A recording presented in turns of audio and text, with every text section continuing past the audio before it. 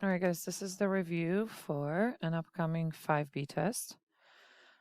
All right, so first question, number 1, simplify. So remember that we're using a quarter method, which means we're going to divide this by 4. We are going to get 14.25. Remember that I to a 0 power was 1. I to a first power was itself. I squared was -1. And I cubed was -I. This was 0 quarters. This was 1 quarter. This was 2 quarters. And this was 3 quarters. Okay. So 25 indicates it is 1 quarter. So I can replace the I to the 57 power with I to the first power. Okay, now this is I to itself, it's I, so 5 times I is just 5I. All right. Second one, we're going to divide it 75 by 4. You guys are going to get 18.75. Okay, let me fix that right here. So 18.75. So this is 3 quarters. So we're going to use, the last one right here. Okay, so let me get rid of it right here a little bit, make you some space. All right, so and instead of 70I to a 75th power, we're going to replace -8 with I to a third power. Now we know that I to a third power is -I. So we're going to replace -8 and we're going to replace -I with I to a third power of -I. Now negative times negative, guys, will make it a positive. So the final answer will be 8I. Okay. All right, next question. We are multiplying. Two factors, as you notice, they are conjugate of each other. That means that only the signs change of the imaginary part. So I know for a fact that 1, I'm expected to get a whole number answer. Okay. I'm also going to add at the end for sure. And I explain it why. Because remember, when you're multiplying two conjugate of each other, the middle parts must zero out, because you're multiplying the same things with different signs. So this is going to be 25, this is going to be -59, this is going to be +59, and this is going to be -I squared. Now, these will zero out because 50 minus 15i, it's 0. So I'm going to get 25 with -9i squared. Now, remember that right here, you will always have negative because you are multiplying negative times positive. So I squared will always ends up being -I. That is what I squared is. So multiplying 9 and -I is going to give us a +9.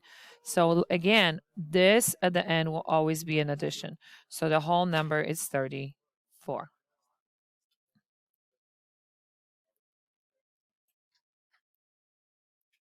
Okay, so that is your answer, 34. All right. Number 4, again, I am multiplying two conjugates. So again, I am going to put it into my box method. 3 times 2 is 6. 3 times 7 is 21i. Negative I times 2 is -2i. And this is going to be -7i squared. You are not canceling anything out. You're going to combine like terms. So you're going to get 6. Okay. Plus 19i, because -2i plus 21i is positive 19i, minus 7i squared. Remember, then again, you are going to replace I squared with -1, which is going to make this a +7. You're going to add 6 and 7 together. That should give you 13 and then plus 19i. Make sure it is in a correct form, which is standard form of a plus bi. Okay. All right, question 5. We are going to distribute the negatives and combine like terms. So negative distributed means this is going to be -6 and +2i. They will change the signs. And then I get -9 minus 4i plus 10 plus 3i. Again, when positive does not change anything. Now I'm going to combine like terms. Okay, so when I'm combining like terms, I'm going to get 9 plus 10 minus 6 is going to give me +13. And -4i, plus 2i plus 3i, it's going to give me +i. All right. All right, so here it's asking you to solve each equation inequality system of the equations. Now, I know I cannot do A times C here because I cannot find two factors and multiply to 15, but add to 6. So what I'm going to do is use quadratic equation, which is x equals negative b plus or minus underneath the radical, it's b squared minus 4 times A times C over 2a. So this is my A, this is my B, and this is my C. It is in the standard form. Okay, you can also graph it to check your answer. So I'm going to have negative B, which is negative 6 plus or minus square root of 36 minus 4 times 1 times 15 divided by 2 times 1. Okay, you're going to get negative 6 plus or minus underneath the radical. When I do calculate it, I get negative 24 again. Only thing you calculate is the stuff underneath the radical, not the radical itself. Okay, that's 2. Now, negative right here lets me know that's an I, and then I'm going to simplify 24. So 24 simplified, it's 2 root 6, and I know that negative there is an I, and I get negative 6 here plus or minus over 2. Now, of course, I can simplify it even further by dividing each of them by 2. So that's 1, and that's negative 3. So my final answer is going to be negative 3 plus or minus I root 6. Okay? All right. Number 2, well, it is not in a standard form. I have to get rid of this 20x and move it to the other side to have it equal to 0 before I start and do anything else. Okay? So I'm going to subtract the 20 from both sides and then put it in a correct standard form order, which is ax squared plus bx plus c. Okay? Now I can have my A, my B, and C. Again, 2 times 58 has to equal to 20. I will not be able to get the factor, so I'm going to use a quadratic equation to do that.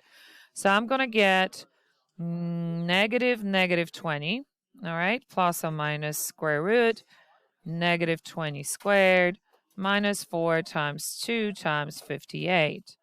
All of it divided by 2 times 2, okay? This negative and negative, because it was a negative B, okay, is going to make it a positive. So this is going to be 20 plus or minus. Underneath the radical, I'm going to get negative 64. Okay. Again, negative 64. And divided by 4. Now, again, this negative right here lets me know that's an I. And the square root of 64 is 8. So this is going to be 20 plus or minus 8i over 4. Now I can divide both sides by 4. Each of them, so that's 5, that's 2, and that's 1. So my final answer should be 5 plus or minus 2i. All right, question 8. So for question 8, we are continuing to solve. So this is an inequality. Again, you can graph this and see the inequality in Desmos graph to be able to read it exactly the way it is. So let me show you how to do that. All right, so again, here is that equation for x squared plus 13x plus 3 is greater or equal to 0. Boom, it will graph it for you and it will give you the points, okay? So you got negative 3 and negative 0.25. So going back to our review, I am going to show you how to do it by hand. So to solve that, we can do A times C. So 4 times 3 is 12, and I have to find two factors that add to 13. Obviously, it's 1 and 12. So your x plus 1 and the x plus 12 is going to be two factors. You got to make sure you divide it by 4, as this is our leading coefficient. So 1 is not divisible by 4, so I'm just going to keep it in a fraction form and then equal it to 0 to solve for it. So this is going to be x equals negative 1/4. And then x plus 3, because 12 is divided by 4, so x will equal negative 3. So these are my two solutions, my two zeros. So now if I would put it on the number line, remember that negative 1/4 goes first, and then negative 3 goes second. Now to solve it and prove it, you got to find values that are greater than negative 1/4. So that's a 0. I can do negative 2 here and negative 4. I'm going to plug in one of them, which is going to be a 0. It's the easiest one. So I'm going to plug it in into my equation to see if it makes it true or not. So 4 times 0 squared plus 13 times 0, okay, plus 3 has to be greater or equal to 0. So this is 0, this is 0. Is 3 greater or equal to 0? Yes, it is. So this is true, which means this has to be true, and this has to be false. So that also means that my shading is going to be on the outsides of my graph, which is what our Desmos have shown, right? So now how do we... All right, so again, you can see it right here. So now how would we write it? If I want to talk about writing the actual inequality as my answer. So remember, you coming from negative infinity and you traveling towards negative infinity. Since your shading is here, we would say negative infinity. It's always to the left, less than x, less than this number, which is -3. Well, actually, it's going to be less than or equal to, because that's what we have right here. And then the second inequality, or it's going to be from -1/4 toward positive infinity, okay? So -1/4, it's going to be less than or equal to x less than infinity. Again, we can only have open less than without the equal sign for infinities, because we do not know what infinity defines. So if you need to write these things down, please pause the video. All right, the next inequality, again, you can graph it, but if you would solve it by hand, okay, we are going to multiply a times c, so that's 9 has to equal to 10. That's 1 and 9. So your two factors are going to be x plus 1 and x plus 9. Now, we don't have anything other than 1 as as a leading coefficient, so we're simply going to equal it to 0 right here, okay? And our final answers are -1 and -9. Now, if we put it on the number line and we're going to graph it, obviously -1 goes first, -9 goes second. Now, we're going to pick numbers that we can use to find out if our equation is true, which way the shading will go. So 0, we can put -2, and we can put -10. I'm just going to go with a 0, again, because to me, 0 is the easiest one. If I plug it in, so this is 0 squared, this is 10 times 0, so this is going to be 0, so it's 9 less than 0. That is not true. So this is, again, going to be false.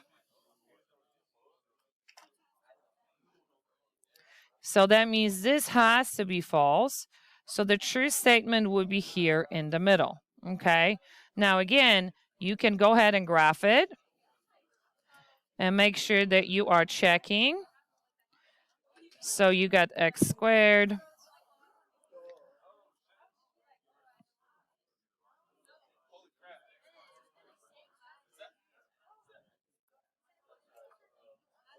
All right, so that's plus.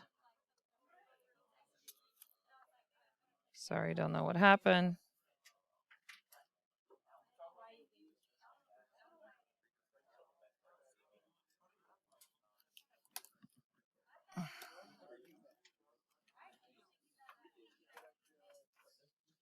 I don't know what happened here, guys. Sorry about that. 10x and then plus 9. It's going to be less than 0. Okay, so again, it is showing you how it's graphed in between the points. And again, you can click on it and find the values. But then again, you can prove it. You have to prove it algebraically by showing it and plugging in those values. So now it's between the points. So my inequality would be -9 less than x less than -1. So that would be inequality. All right, and then here we have a system of equations, and we are solving. So again, to solve it algebraically, you would equal it to each other.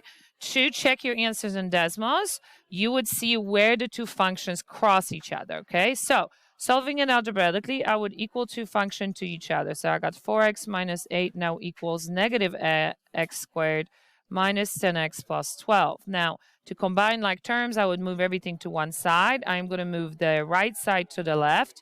Why? Because I like when things are positive. Okay, so I'm going to add x squared here, add 10x, and subtract 12. Okay, so this is going to be end up being 2x squared okay, plus 6x, okay, minus 20. Now, before I do a times c, I am going to see if I can make this function smaller. So I'm going to divide it by 2. I'm going to take 2 out as a great and common factor. That makes it easier on me. 2, it's on the outside. What's left is x squared plus 3x minus 10. Now it makes it a little bit easier for me to calculate. Multiplied negative 10 has to add up to 3. So I got 2 and a 5, and 2 has to be negative, okay? So 2 on the outside, I get x minus 2 as my factor and x plus 5. And of course, you got to equal it to 0. So 2 equals 0. It's not a true statement. X minus 2 equals 0. It's going to be x equals positive 2. X plus 5 equals 0 will end up being x equals negative 5. Okay, so again, these are my two x values. Now I'm going to take these values and plug it back into the equation to solve for y. Okay, so let me see if I can. All right, so I know that my two values that I have calculated for x were negative 5 and 2. So my x ended up being negative 5 and 2. Now I'm going to take x equals negative 5 and solve and just plug it into the first one. So y equals negative 5 squared minus 4 times negative 5 minus 8.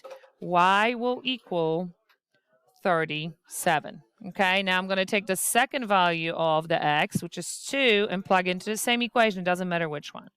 Okay, so it's 2 squared minus 4 times 2 minus 8. Y will equal negative 12. Okay, because you got negative 8 plus negative 8 minus 4. Okay, so that means that for when x was 5, negative 5, I'm sorry, and my y was 37. Okay, when x was 2, my y was negative 12. So if I'm writing it as a point, that two functions will interact. So 2 points that are my solution for these two equations, I would say negative 5, 37, and 2, negative 12. Okay, now let's check that, and let me see if it works at Desmos. All right, so here I have graphed it for you guys. So again, I put these two equations in, okay? Now, if you look at their solutions, it is going to be in the places they cross each other. So positive 2 and negative 12, okay? And then